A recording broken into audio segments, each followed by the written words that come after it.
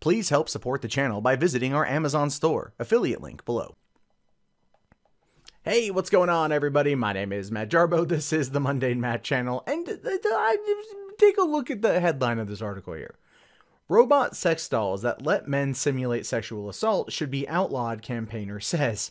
Yeah, because that's precisely what happens. Autonomous objects can be victims of sexual assault. Clearly not. But let's kind of, okay, before we're diving into this, let's at least kind of address the elephant in the room. Sex, as far as we know it, in the next 20 years is going to be vastly different. All right, you're going to have these sex dolls. You're going to have higher advanced forms of fleshlights. Women already got the whole phallic object thing figured out. Right, they have ones now that will finish inside of them. So it's one of those things where you're just like, I think they're good. But when it comes to men and sex toys, clearly the future is robotic. And it makes sense that some people out there might not actually be happy with this. And that's fine. You can not be happy. You can view it as just being, you know, whatever. It doesn't matter to me. But to sit there and try to claim that autonomous objects can in fact be sexually assaulted is just ridiculous. But that brings us to today's article here, saying sex dolls can be programmed to resist advances and allow men to sexually assault them should be illegal in Britain, a campaigner says. Now, if you're wondering why I'm moving the R word around for sexual assault, has a lot to do with YouTube these days and how they're processing the information. So that's just why that's happening. But still, it's okay, dolls that can be programmed to resist, right? That would be a fantasy. I just want to put that out there. That would be a fantasy. You read about this quite a bit, like in Dear Penthouse letters, and I know women personally that have said that they like it when there's a little bit of danger involved. They like it when there's a little bit of extra play, and they role play that resisting in order to, you know, heighten the mood. You find more women probably than not that will sit there and make some variation of that claim of what they like in the bedroom. But if it's replicated in a robot where no one is getting hurt, then what's the problem? Truly, what's the problem? If it's not hurting anyone and it keeps a person who might then engage in that act off the streets, then there's that, right? But then again, let's be realistic here. A person who might be who might go out there and commit sexual assault, like on a serialized occasion, is not going to buy one of these robots because it's not about the sex. It's about the power, the dominance, and the control. Not going to happen. You know what I mean? Like, so again, it's like there's a false equivalence being associated here. Anyway, Katie Parker, who founded the School's Consent Project, a charity that teaches pupils about consent, pointed to the Roxxxy sex doll launched by US-based True Companion, which uses artificial intelligence to create different personalities to cater to the user's fantasies. Oh no! An organization that caters to particular fantasies that's never been done before. Clearly that's problematic, and Katie Parker and the School's Consent Project is the right people to call it. Now, one of these models is called Frigid Farah. Horrible name off the bat, but that's whatever. And it sets the robot to resist sexual advantage. It has settings to cater to different fantasies, such as the dominatrix or the barely 18-year-old. So the dominating robot is fine, but the one resisting is not. That's an odd thing. Again, assigning some kind of agency to an autonomous object that doesn't have feelings, that doesn't do anything outside of their programming. Yet I'm not going to say that Skynet will never happen and there might be a robot sex doll uprising at some point in time in the future, which would be a really interesting movie, but I'm just going to mark that one for later. Anyway, Parker says that while it's not an offense to own one of the dolls in the UK, it normalizes sexual violence. It does not, actually. It doesn't normalize sexual violence or sexual assault. Feeding into someone's fantasy, that's something that they do in the privacy of their own bedroom, is not normalizing it. If you want to sit there and say that it's normalizing sexual assault, then you could also have to argue that these dolls are normalizing, self-pleasure, even though that is technically normalized in society. But there are so many prudes out there that look at these sex dolls as being like something more than what they are. No.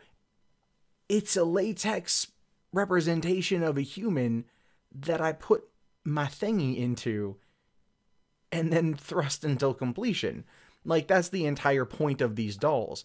Some people view them as actual companions, right? Some people out there do. I've watched the documentaries. Not going to say I see eye to eye with everything that they do, but I understand it.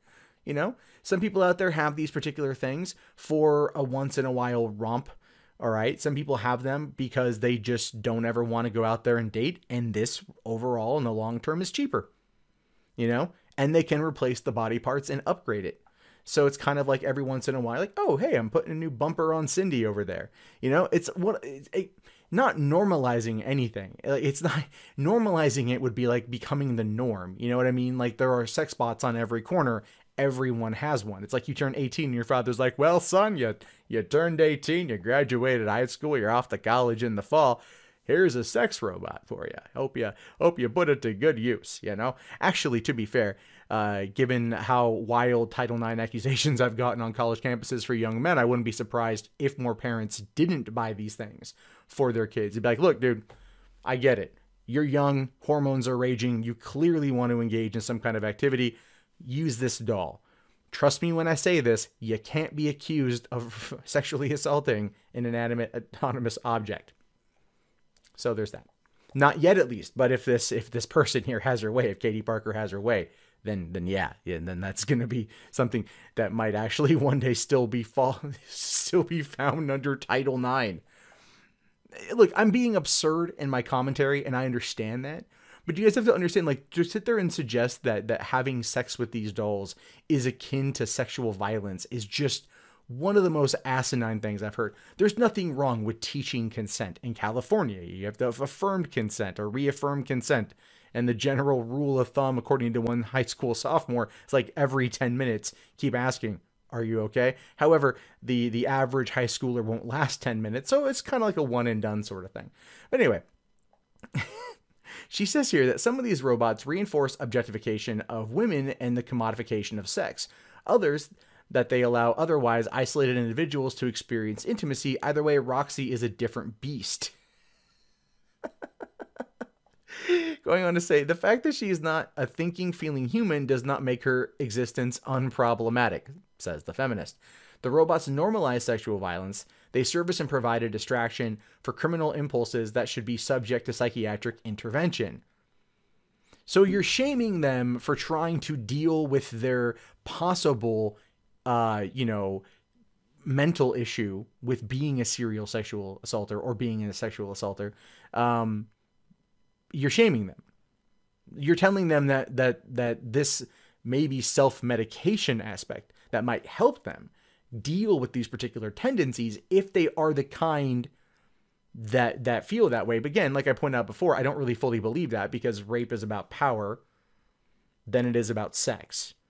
And trying to equate the two together and trying to claim that it is about gratification in that regard is totally false, right? It's totally false.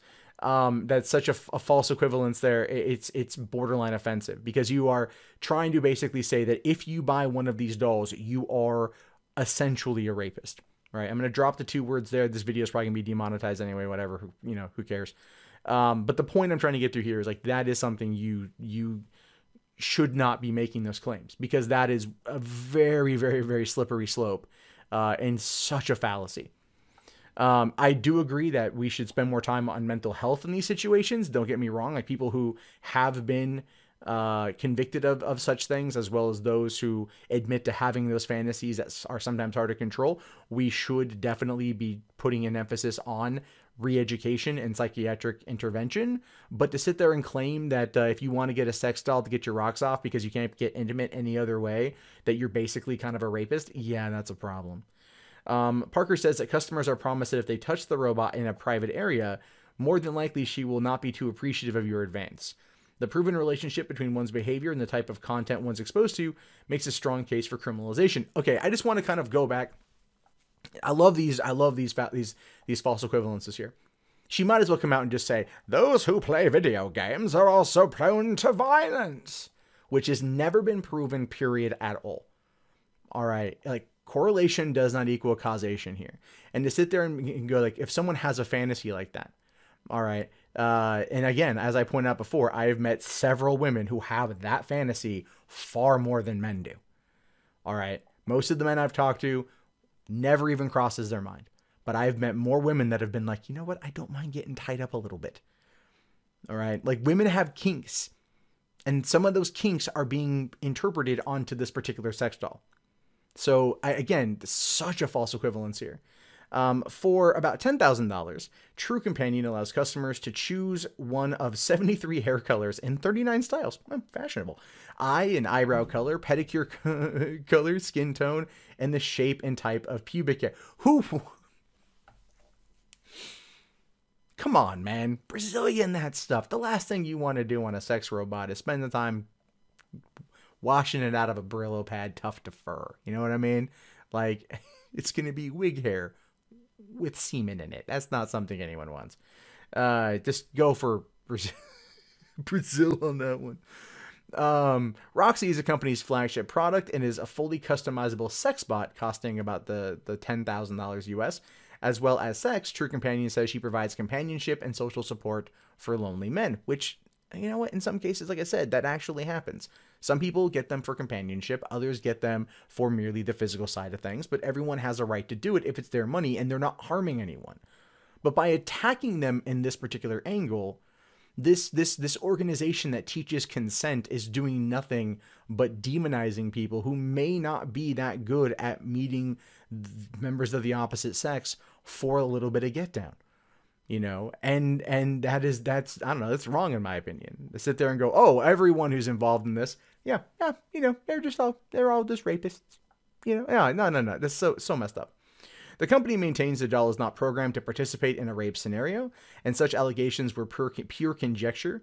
The doll is designed to provide her opinion or feedback just as anyone would on a date, and therefore can be a learning tool to help people understand how they can be intimate with a partner, which I would go for more of the education front on this versus anything else.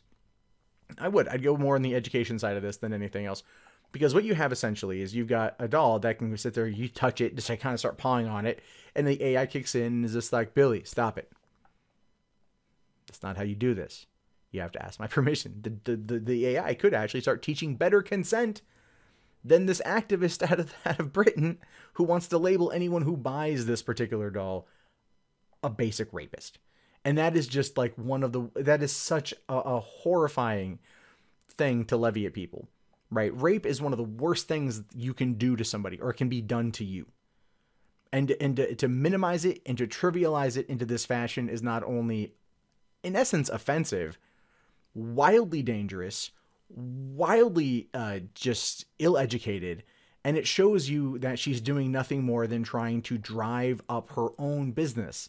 Right? Because she goes to schools and teaches consent. And if she can get this sex bot phobia thing going on, then it might actually benefit her bottom line, which I would argue, in my opinion, might be what she's up to. Hey guys, that wraps up this video. If you'd like to leave a comment, please do so below. I love to read your guys' input. Be sure to hit that thumbs up button. It really does help me in the YouTube algorithm. If you want to support the channel, there's the Amazon affiliate store, there's PayPal, there's Patreon, there's Bitcoin. And if you're bored and you want something else to watch, check out 3 Buck Theater up here. My name is Matt Jarbo. I will talk to you guys later. Have yourself a wonderful day. Peace out.